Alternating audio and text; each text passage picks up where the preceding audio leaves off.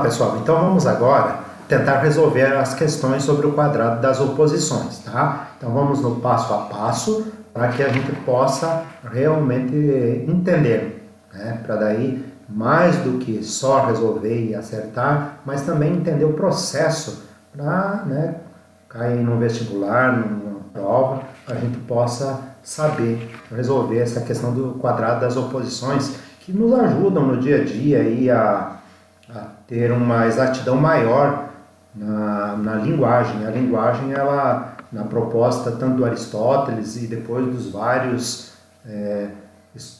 estudiosos da lógica, colocam a linguagem como se fosse matemática, né? Que você não pode dar margem para que seja dado interpretações que não aquilo que você está querendo dizer, ao mesmo tempo que você não ser induzido ao erro ou colocar como verdadeiro algo que tentam nos enganar, né? Principalmente agora estamos aí com tantas essas questões de fake news, né? Precisamos então aprimorar a nossa forma lógica de compreender, de interpretar os textos, os fatos, os acontecimentos, as notícias, e a gente ter assim uma exatidão maior, tanto para que a gente não dê margem para que os outros interpretem de forma distorcida a nossa linguagem, como também a gente poder fazer o julgamento justo da linguagem que está sendo transmitida e a gente possa então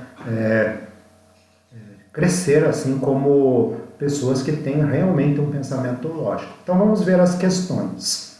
Número 1. Analise cada trecho abaixo a partir de sua verdade, onde a gente vai colocar V, ou falsidade F. Então, vamos ver o 1, o 2, o 3 e o 4. Vamos ver se o 1 é verdadeiro ou falso. Vamos ver se o 2 é verdadeiro ou falso. Se o 3 é verdadeiro ou falso. Ou o 4 é verdadeiro ou falso, colocando V ou F. Então, vamos analisar. No diagrama, são contraditórias as proposições que não podem ser ambas verdadeiras, nem ambas falsas. Então, vamos ver lá no diagrama, são proposições contraditórias. O que é uma proposição contraditória no quadro aí, né? Contraditória é esse X aqui. Então, está dizendo que se esse aqui for verdadeiro, esse aqui tem que ser falso. Se esse aqui for verdadeiro, esse aqui vai ser falso. Então, se esse aqui for verdadeiro, esse aqui vai ser falso. Então, as contraditórias, elas não podem ser ambas verdadeiras. Tá? Então, é isso que está dizendo aqui no número 1. O que está dizendo no número 1? No diagrama, são contraditórias proposições que não podem ser ambas, não podem ser verdadeiras, nem ambas ser falsas. Tá? Então, aqui está correto, é verdadeira, porque o que é uma contraditória? Voltando ali para a gente ir fixando, né? Contraditória é isso aqui, ó. Todo S é P. Ou, um outro exemplo, todo homem é racional. Aqui, se todo homem é racional, não podemos dizer algum homem não é racional. Então, aqui também nenhum S é P. Se nenhum S é P, aqui não podemos dizer que algum S é P. Então, tá ótimo. Então, ali verdadeiro. Número 2. São contrárias as que não podem ser ambas verdadeiras, mas ambas podem ser falsas. Então, vamos pegar aqui o quadro, né? Então, as contrárias. Então, todo S é P. Se todo S é P, não pode ser verdade que nenhum S é P. Ou dizer assim, todos os seres humanos são brancos e nenhum ser humano é branco. Então, ambas são falsas, elas podem ser falsas. Então, porque seria falso dizer que todos os homens são brancos, mas também é falso dizer que nenhum homem é branco. Então, ambas podem ser falsas, mas não podem ambas ser verdadeiras. Tá? Ambas podem ser falsas, mas o A e o E não podem ser verdadeiras ao mesmo tempo. Tá? Então, voltando para a nossa questão, O número 2 ali também é verdadeira. Tá? Número 3. Uma proposição é subalterna de outra quando é implicada por ela, mas não a implica. Então, aqui no quadrado, temos aqui as subalternas. Temos o A e o I. Então, o I está submisso, subalterno ao A. Então, significa que ele é implicado, ele sofre influência do A. Mas ele não consegue influenciar em nada o A, porque o A está acima dele. A mesma coisa o E. O E, ele na relação com o A, então o O é subalterno ao E. Ele é implicado aqui pelo E, mas ele não consegue influenciar em nada o E. Tá? Então, essas aqui são subalternas. Então, vamos à questão. Uma proposição é subalterna de outra quando ela é implicada, ela sofre a ação da de cima, mas ela não consegue, não tem nenhuma ação sobre a de cima, então é também verdadeira.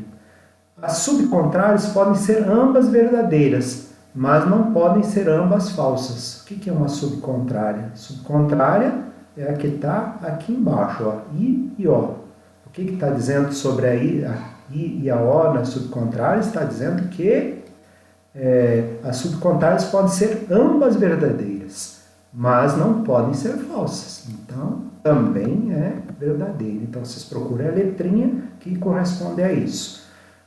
Na número 2, atenção à frase. Todos os homens são brancos. Veja lá o que nós dizemos. Acima, né? Todos os homens são brancos. E nenhum homem é branco. Então, temos uma afirmação aqui, universal, total, todos os homens. E aqui, uma negação também universal, todos, nenhum homem, né? Então, enquanto aqui é todos os homens,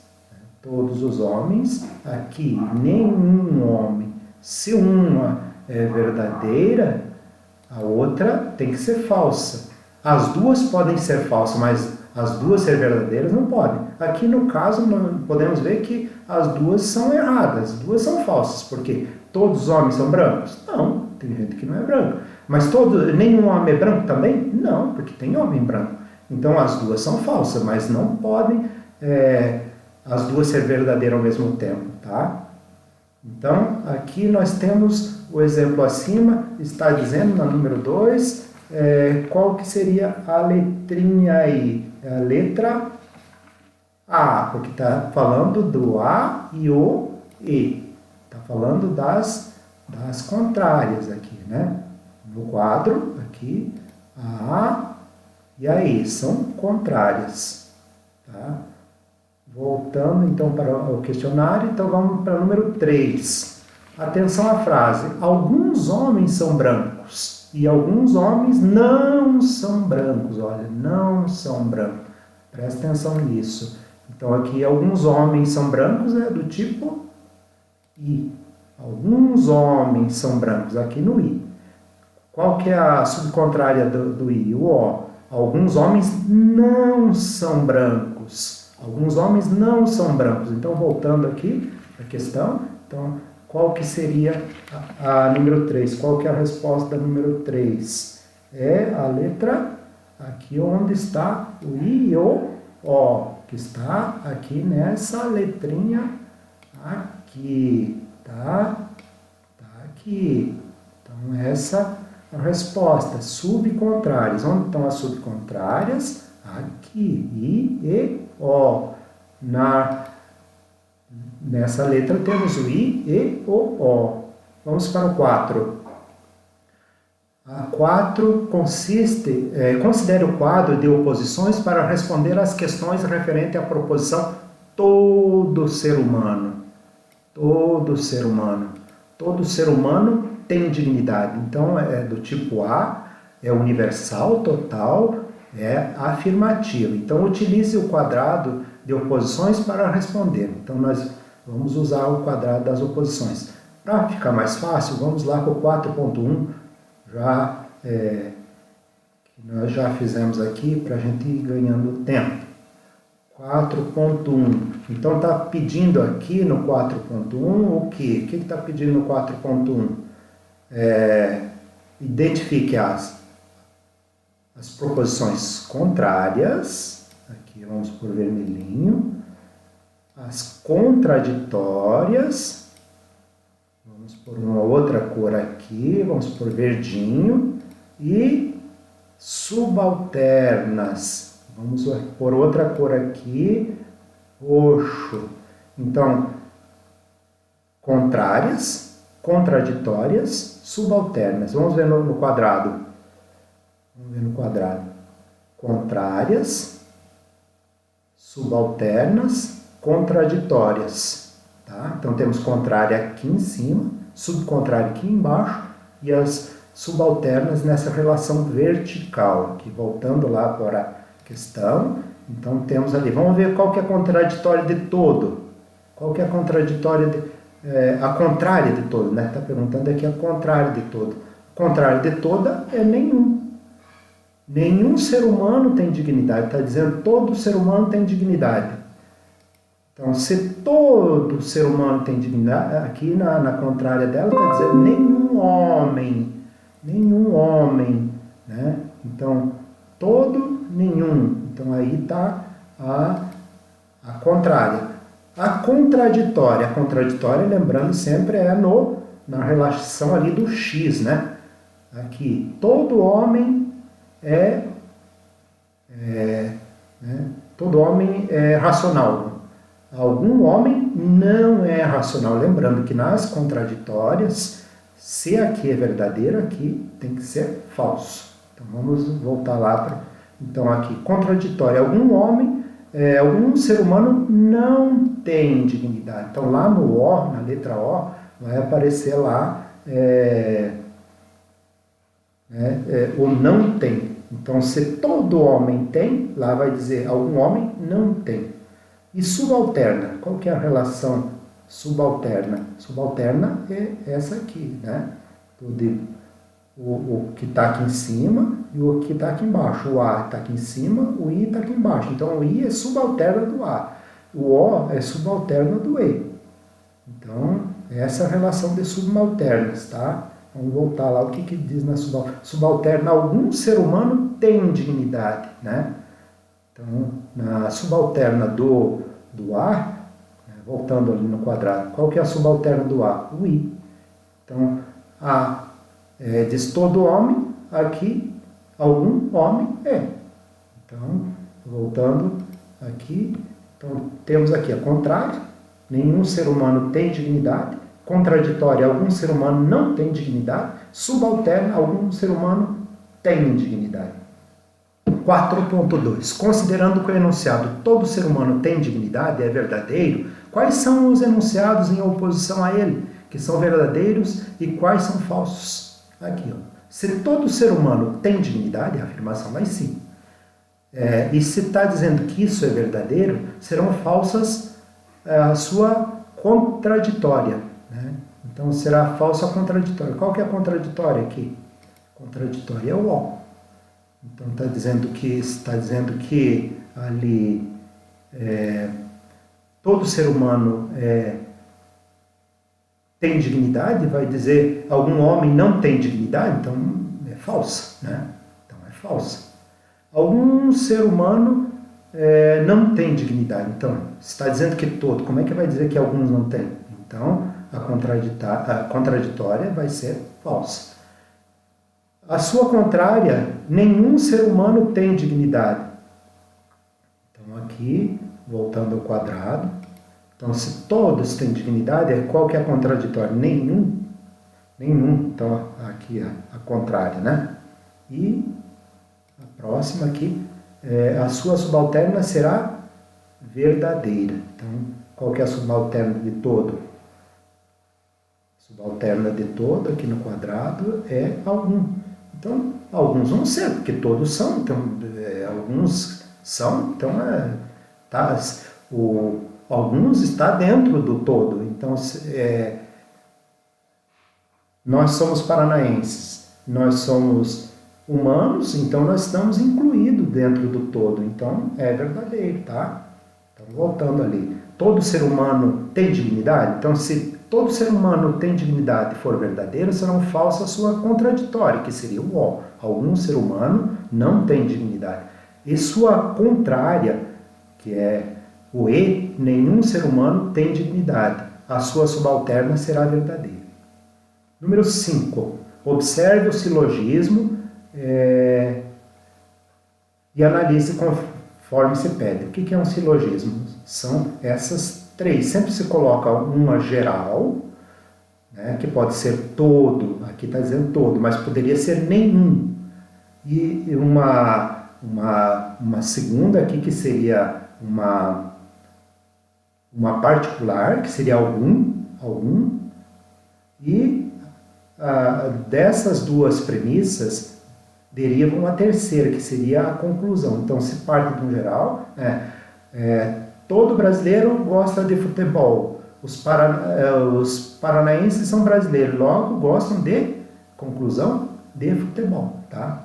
Então, aqui temos então a premissa maior, a premissa menor e a conclusão. São três premissas, mas na verdade aqui duas premissas e uma conclusão. Todo animal é vivente. Algum vivente é planta, alguma planta é animal.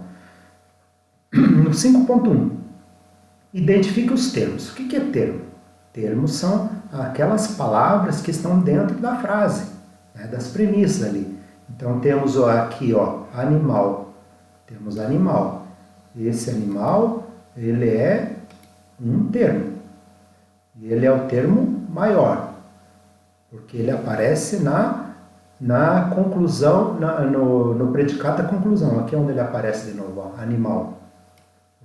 Animal, termo maior, predicado da conclusão. Então ele aparece aqui como sujeito, aqui todo animal, e aqui ele aparece no predicado da conclusão. Então, veja bem, todo animal é o termo maior. O termo maior aparece ali e aparece aqui. Vivente, termo médio. Por que ele é termo médio? Porque o vivente aparece ali, né? Vamos por uma outra cor, aparece ali, esse vivente, e o vivente aparece aqui, também, vivente. Então, o vivente aparece vivente nas duas premissas, vivente ali e vivente aqui. Ele é o termo médio, ele está no meio. Então, ele faz a ligação entre essas duas premissas, né? Ele não vai nunca aparecer, olha a regra, ele nunca vai aparecer na conclusão. O termo médio nunca aparece na conclusão. O termo maior, sim, veja bem, o termo maior, ele aparece aqui, o animal. Vamos pôr a cor vermelha aqui também, porque o animal, termo maior aparece aqui, na primeira premissa, e aparece na conclusão. Agora, o termo médio aparece na primeira premissa e na segunda premissa. Tá? Então, temos aí, termo maior, animal, que aparece no predicado da conclusão, vivente, que é o termo médio, que aparece nas duas primeiras premissas, e planta, que é o termo menor, que é o sujeito na conclusão. Então, aparece o termo menor, aparece ali e aparece, né? Então, é o termo menor, tá? Então, temos ali planta, termo menor, sujeito da conclusão. Então, temos ali então a planta, né? Planta, como aparece ali na segunda, né? Aqui na segunda, e aparece aqui na conclusão. Então, é o termo menor. Entre animal e vivente, a planta é o menor, porque animal ele pode ser vivente, e um vivente é maior do que planta, porque planta é uma dos seres viventes. Tem tantos outros seres que vivem, então a planta é menor. Uma pessoa pode ser um vivente, um animal pode ser um vivente, uma galinha pode ser um vivente, tá? Então temos os termos aqui, termo maior, o animal, que aparece na primeira premissa, e ele aparece como predicado da conclusão. Temos o termo médio, que é aquele que liga as duas primeiras, que aparecem os dois, e temos a menor, temos então o termo menor, que é planta, que aparece então aqui premissa menor e na conclusão. 5.2. Identifique as premissas e a conclusão. As premissas são as duas primeiras, já vimos, proposições, e a conclusão é a terceira proposição. Então, aqui, voltando aqui, então temos a premissa maior, que é todo. Aqui temos o algum, que é a premissa menor, e dessas duas vai ter que surgir uma conclusão. Então, sempre que quando se coloca duas premissas, dessas duas tem que sair uma conclusão. Então, temos aí, as premissas são as duas primeiras proposições e a terceira proposição. Então, premissas e conclusão. 5.3. Identifique a quantidade e a qualidade das proposições. O que é quantidade? Quantidade é quando a gente diz o todo, nenhum, algum, algum não. Então, a gente está dizendo a quantidade. A qualidade é se é verdadeiro, se é afirmativo ou negativo, né? Então, todo. Então, esse é quantidade. Pouco, algum, particular. Então, isso é a quantidade. Agora, quando a gente diz afirma ou nega, então é qualidade, tá? Então, a primeira premissa é total, afirmativa. A segunda premissa e a conclusão são particulares afirmativos.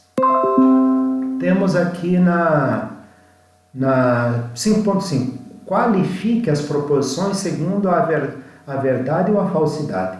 As premissas são verdadeiras, a conclusão é falsa. Por quê? O que está acontecendo aqui? As premissas são verdadeiras, a conclusão é falsa. Por quê? Vamos ver ali. Todo animal é vivente? Se ele estiver morto, ele vai deixar de ser vivente. Então, ele não vai ser animal. Então, todo animal é vivente? Enquanto ele estiver vivo, ele vai ser vivente, ele vai ser animal. Quando ele morrer, ele deixa de ser animal. Então, é certo. Todo animal é vivente? Sim. Se ele não estiver vivo, ele deixa de ser animal. Algum vivente é planta? Alguns entre os viventes. A planta é um dos viventes. O ser humano é um vivente? Sim. A galinha é um vivente? Sim. A vaca é um vivente? Sim. Então, entre os viventes, a planta é uma, né? Então, entre os viventes, a planta é uma. E agora, a conclusão está errada. Alguma planta é animal? Não, né? Alguma planta é animal? Não. Planta não é animal. Então, tem alguma coisa errada aqui, né?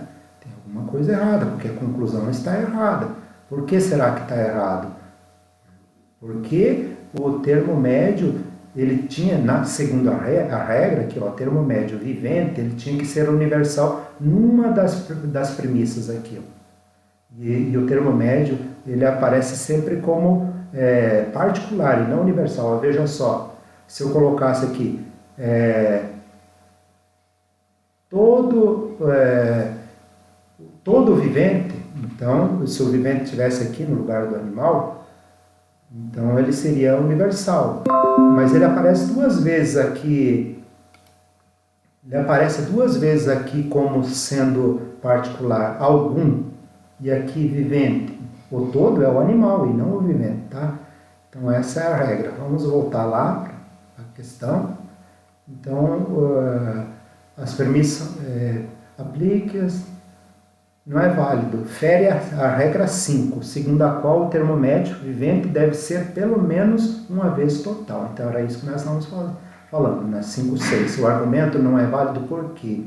Porque fere a regra 5, né? Aquela que foi feita na outra atividade lá. Qual que era a regra 5? Só dá um revelar. Segundo a qual o termo médio vivente deve ser pelo menos uma vez total, universal.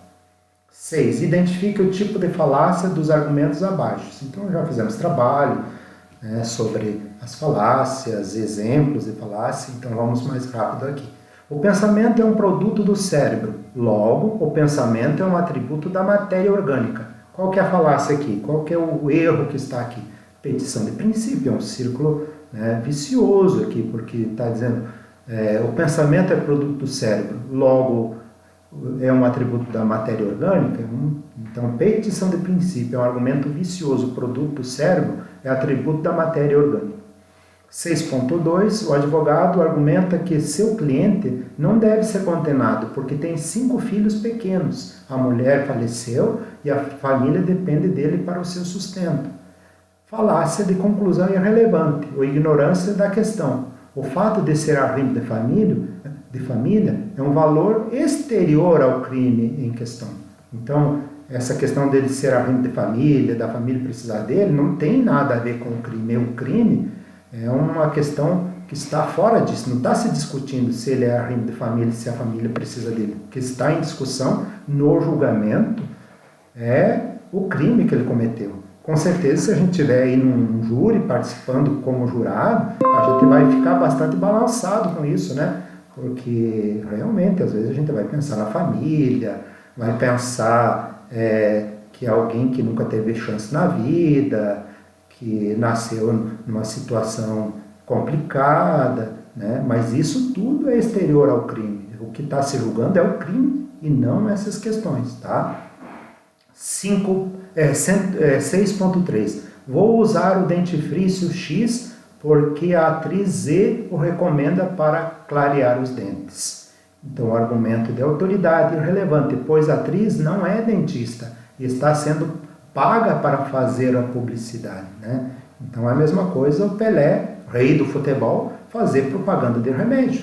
Ele é o rei do futebol, porém, ele não é médico, ele não entende de laboratórios, aí, dos remédios, como das fórmulas, para dizer, né? Então, aqui o fato da atriz, que é muito reconhecida, que é muito conhecida, que é uma excelente, maravilhosa atriz, ela não pode dizer nada sobre o dentifrício, né? O que é um dentifrício? É uma pasta de dente, né? Pasta de dente é a mesma coisa que dentifrício, então pode ser da marca A, B, C, D, né? Não importa a marca, né? Mas o dentifrício é a mesma coisa que pasta de dente. 6.4. A nudez pública é imoral, porque é uma ofensa à moralidade. O que é? Qual que é a falácia? Petição de princípio, argumento em círculo, porque pretende explicar o termo imoral uma ofensa à moralidade. Então, é redundante, né? Está fazendo um círculo e sem explicar, na verdade, nada. O candidato X será um bom prefeito, porque é um empresário bem-sucedido. Qual que é a falácia que você comete aqui? Falácia de ambiguidade, pois há um equívoco em confundir a administração de bens públicos com a capacidade de gerir negócios privados, que pressupõem o lucro, enquanto os bens públicos supõem o bem comum e, portanto, a distribuição de riquezas do país com equidade. Então, o empresário, qual que é a finalidade, qual que é a preocupação do empresário? Ter lucro. Porque uma empresa que não tem lucro, ela vai falir. Ela precisa de lucro para se manter, para fazer novos investimentos, para poder, né, claro, sem explorar os outros, mas algum lucro ela tem que ter. Qual que é a finalidade dos bens públicos? A distribuição. O investimento em educação, por exemplo, não é para ter lucro, mas para que as pessoas possam desenvolver, possam crescer e possam, com certeza, depois dar a sua contribuição para a sociedade. Mas, num primeiro momento, não é o lucro, tá? Então, temos aí essa atividade, espero que vocês possam aproveitar e responder, né, e principalmente aprender. Então, que a gente possa ir aperfeiçoando nosso raciocínio lógico, para que a gente possa, né, às vezes temos alguém que fala muito, mas na verdade não diz nada, né? Então, às vezes é pouca coisa e diz muito, e muitas vezes tentando com maldade também, né? Às vezes de má fé as pessoas tentam fazer com que as pessoas caiam no erro, tá? Então, muito obrigado e vamos continuar aí estudando a lógica, né, para a gente ir realmente crescendo e tendo assim um senso crítico com fundamentos, tá?